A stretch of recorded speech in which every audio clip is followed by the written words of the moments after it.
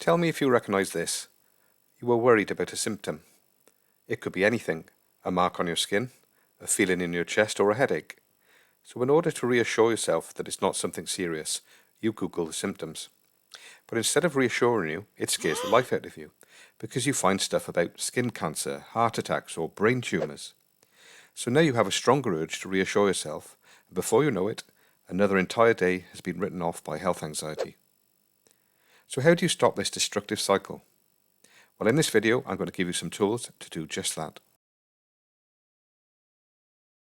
To stop this cycle, you have to understand what is driving it, and that is a belief.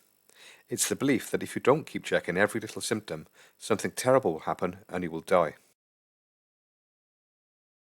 And if you are one of my subscribers, you will know that constant checking and reassurance seeking is what drives not only this belief, but also the catastrophic thoughts, and in some cases, even the physical symptoms themselves. And the reason this belief is so strong is that you have never challenged it. However, challenging it is really scary, but I will show you how you can do this gently. And I will also give you some extra tools and tips which will help. So be sure to watch the whole video. You are probably not fully aware of how much you seek reassurance about your health. So the first thing we need to do is bring it into your consciousness. To do this, you're going to start keeping a simple journal. For every time you seek reassurance, you're going to put a 1 in your journal.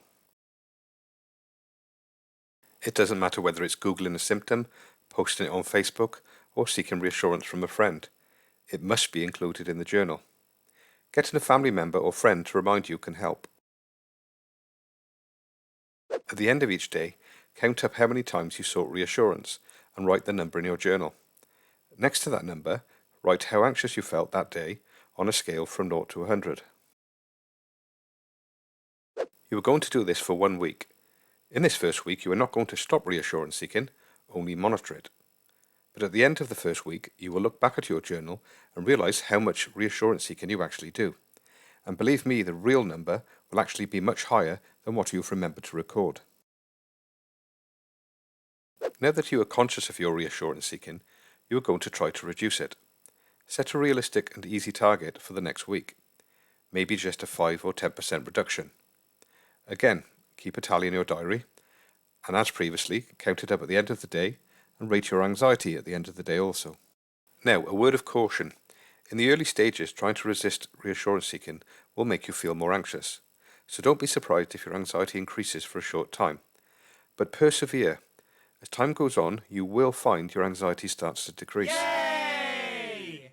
If you find the catastrophic thoughts about your latest worry are making it impossible to resist reassurance seeking, then use my video on dealing with negative thoughts to help you. You will find it in my health anxiety playlist, which I will link at the end of this video. Each week, keep gradually reducing your reassurance seeking and keep recording your daily anxiety levels. It will take a few months, but you will see your anxiety start to reduce. Another useful tip is to occasionally record what symptom you were worried about. When you look back in your journal and see that the mark on your skin that you were so worried about is gone, without Googling it or posting it on Facebook, your belief about the need to constantly check and seek reassurance will change. And as you start to claim your life back from health anxiety, it will get easier to resist the destructive reassurance-seeking behaviours that have been fueling your anxiety for so long.